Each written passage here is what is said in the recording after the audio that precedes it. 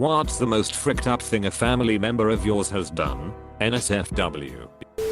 My grandfather had my grandma change her will to cut out my mom 2 years after my grandma had developed full-blown dementia. Last week my mother and sister were visiting. They're both pieces of work, but they've never done anything that shooty. One day I go out shopping with my sister, who is 13, and we got talking about her dad, my former stepdad, when we stopped by a candy store. I tell her, don't you hate it when Jason, her dad, takes his tax? My sister looked at me really funny and asked me to elaborate. I tell her about how he used to demand 15% of everything I got when I was living with my parents while they were married. 15% of my Halloween candy, 15% of my money from my lemonade stand when I was 9, 15% of my tip and wage from my waitressing job when I was 18 on top of paying rent about $700 a month. He even demanded my food. When I made dinner I had specific allergies, so I needed to eat separate food from my family. These aren't the only things he's done, but they're the most cheap. My sister was shocked, and I realized he had only ever done it to me. It was quite jarring to realize I was the only one he was targeting. My brother stole $500 from my mom yesterday while we were away. She pays his car insurance and has looked the other way when has taken stuff before, but this was her final straw. My older sister has stolen through the years an unknown amount of money from my parents and others. After my dad died she started to hit my mom up for huge amounts of money until her savings was gone. She was then living on social security and my sister would borrow so much of that our mom would end up borrowing from her neighbors to get through the month. My younger sister moved her clothes to her, and when going through all of the bills and cancelled checks we found not only checks to our older sister, but checks for bail for the older sister's boyfriend, and then a restraining order to keep him away from our mom. It is amazing how scummy family can be. I had a cousin who was addicted to heroin and his parents were always doing stuff to bail him out and keep him from being homeless. One time they put down a deposit and paid rent for a furnished apartment for him. He ended up selling the furniture for drug money. Another time they rented a mobile home for him and couldn't figure out why the water bill was so high. Turns out he was charging his homeless friends $1 to take a bath/shower and that was going on pretty much around the clock. One of my younger brothers is currently dating our oldest brother's wife. They were having sex in secret for 3 years before anyone figured it out. Not as bad as some of the things on this thread, but this was a dick move. I asked my uncle, who is a mechanic, if he could install new belts on my Honda, since it would be much cheaper than taking it to a shop. He told me he would do it for me. I just had to buy the parts. Bought the parts, took the car to him, and came back a few hours later. He told me he was finished, and I paid him $200 for a $450 job, which was dope. A few days later my cousin texts me a picture of some parts that his dad asked him to put on eBay. They were all the parts that he said he installed on my car. My cousin thought they may be from me, since he knew what job his dad was doing for me. I called my uncle and he denied it firmly. I still had the receipt and matched the barcodes to the ones on my receipt, so they were clearly mine. My cousin, who is also a mechanic, installed them for free for me a week later. Uncle still denies it and kept my $200. Don't talk to that pleb anymore, even if he's around at family gatherings. Edit. Wow, this blew up, and for everyone asking/wondering. You have to remove a ton of parts to get to the belts in a 2002 Honda Accord, so you can't necessarily see what work he did. Plus some definition, not a mechanic, so I honestly don't know. One of my uncles borrowed $20,000 from my other more successful uncle to start a business and refuses to pay his more successful brother back because he's got so much money already. The more successful uncle refuses to sue him because that's not what family does, but they are no longer on speaking terms. My grandmother had 5 sisters. They were all super close. One of them got cancer. This was in the 1960s. They all decided not to tell the daughter, who was 12 at the time of the sick one, that her mother was dying because her father had just died a couple months prior. So the daughter just woke up one day and the mother had died. I mean, it's not completely fricked up, but it was a bad decision, I feel. My brother threatened to kick in my front door and kill me 6mo pregnant, my husband and 2-year-old son. He had stolen the phone I had purchased for my dad, and I turned it off. He wanted me to turn it back on. Meth is bad, kids. I have no aunts or uncles anymore because of meth. It's literally ruined my entire extended family who were mostly successful medical or education professionals. All I have is my immediate family. My aunt didn't remember which of my 3 brothers I am. Meth is terrible, kids. My cousin killed his brother and father. He got up one morning, had a glass of milk, I guess it was soured, because he said they were trying to poison him. He shot my uncle in his bed, and then went after Robert. When police arrived, he tried to say that Robert had killed his father, and that he took the gun away from him, and killed him in self-defense. However, the only place on the gun they could find Robert's prints were on the end of the gun barrel, like he had tried to push it away. He is currently doing life W/O parole in the Oklahoma prison system. If anyone wants, I will link you to his prison page and the articles from the shooting. Well, I have an uncle who always beat his wife, so on one occasion she got into her car and ran him over multiple times. Broken leg, foot, ribs, collarbone, etc. He ended up staying at my dad's house for something like 9 months while he recovered. They got back together. He told her, well, ya finally got me back, ya beach. Not a family member, but my sister's ex-fiancé really charmed everyone in the beginning. We thought he was the sweetest southern gentleman you've ever met. Fast forward a year later, he got my sister into drugs. They lost all their money and moved in with my mom. He would abuse my sister and my mom. My mom wasn't really a hoarder, but she had a lot of things in her home. This man was a neat freak. So while my mom would be at work, he would clean out the house by throwing her belongings into the trash can outside and setting it on fire. These belongings included my late father's things that were sentimental, like his clothes. Also any and all picture albums of our family growing up. He threw away and burned everything.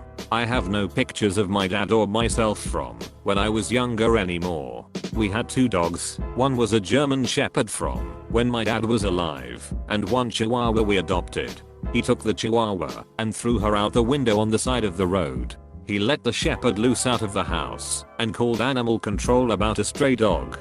I think that hurt the worst because we had those dogs for years. My mom loved him in the beginning, so she gave him my father's wedding ring because they were going to marry. He pawned that for money. He also sold my laptop for drugs. I blamed my sister for everything for a long time. I let her borrow rent money once, but little did I know that she was going to use that for drugs. She ended up leaving him, but they do have a beautiful child together. That's the only good thing about the whole situation. He is and always will be a monster. My dad bought his 2 brothers a house in India to live in. Both have 2 kids, so it's a pretty big family, so a pretty big house. All he asked for return was to leave one of the rooms open for us, so that when we go to visit, we have a room to call our own. Less than 2 months after buying them this house, they tore down the room and both took parts of it to remodel and make it into their own. When my dad went to visit a year later, they wouldn't let him into the house and tried to give him $50 to go stay in a hotel. Both of these families are pretty scum. One of the kids stole my grandma's jewelry and sold it for drug money. They also collectively stole my great uncle's pension checks and gave him nothing. They put him in a small room in the attic, even though he begged them for a bottom floor room because it was so hard for him to walk. Another son stole a visitor's wallet, then threw it onto the neighbor's yard. In India, most houses have roofs that are open and connected. Cops were called. It was a huge thing, but in the end nothing could be proved. One of the sons basically stole a store from his cousin. The cousin's family owned this small novelty shop. The son worked there for a long time. The family that owned it went away for vacation for a week, and when they returned all the locks were changed. Cops came and couldn't do shoot because the paperwork for the shops was misfiled originally, and the family didn't technically own the deed.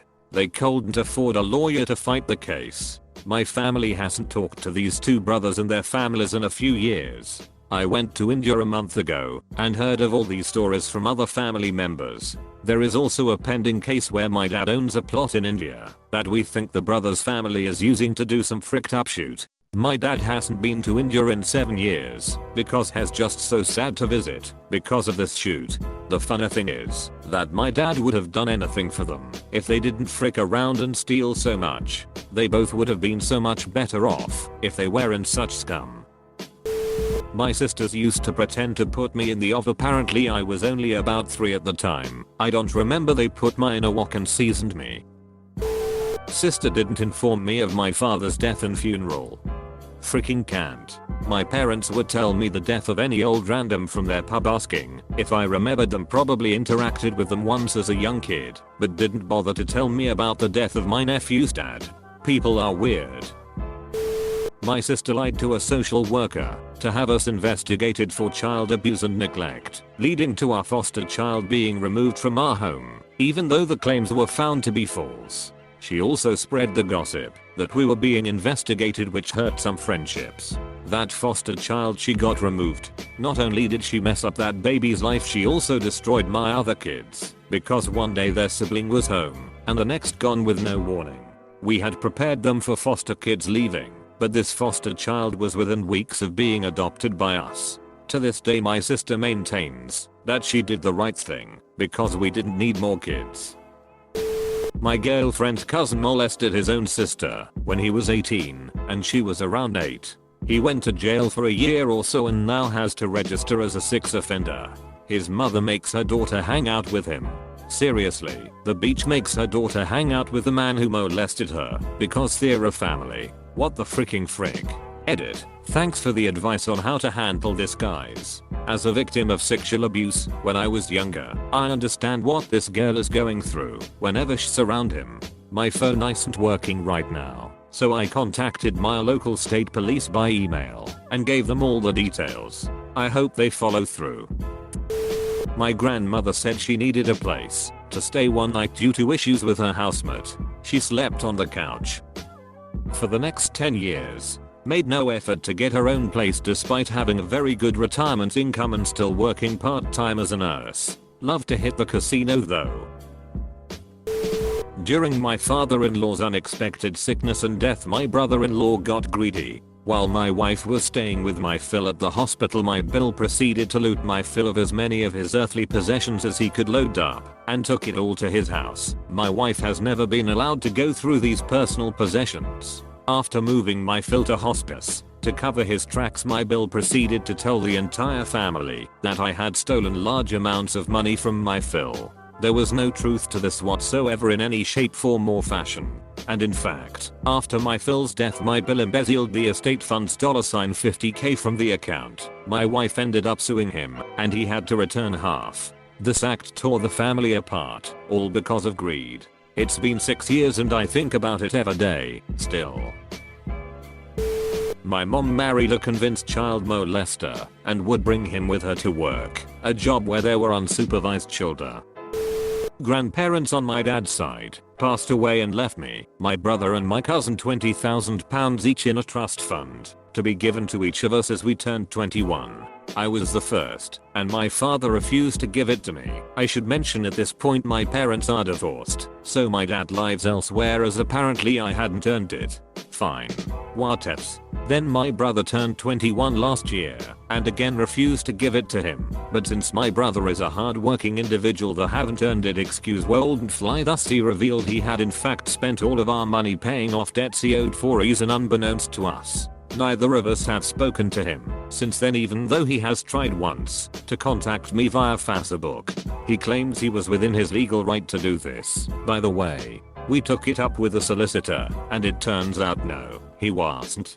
It's fraud. Unfortunately our family doesn't have the money to take him to court, so not much we can do. Oh, and to top off this shoot pie, my cousin turned 21 earlier this year and his father, my uncle, has pulled the same stunt my father has. Truly wonderful them.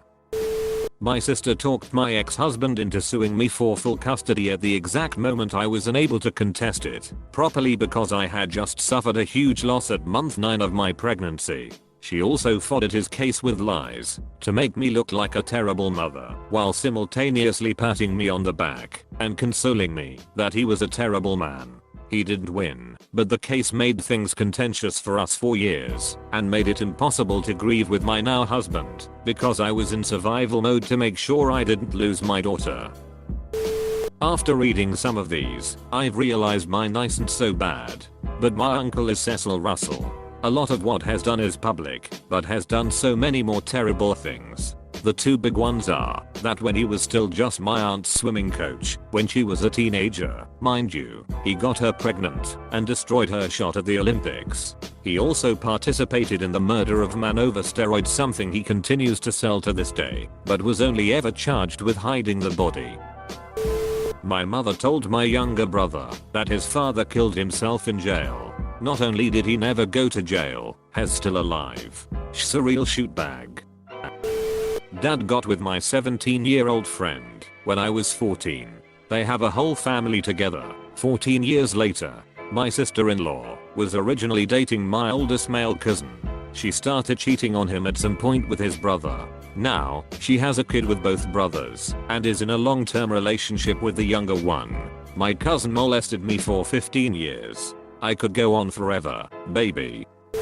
My dad's wife told me that he was dead when he wasn't. I only found out months later when a relative said he'd recently had an operation and was doing well. I emailed her and said I believe Dad has perked up a bit. She didn't respond.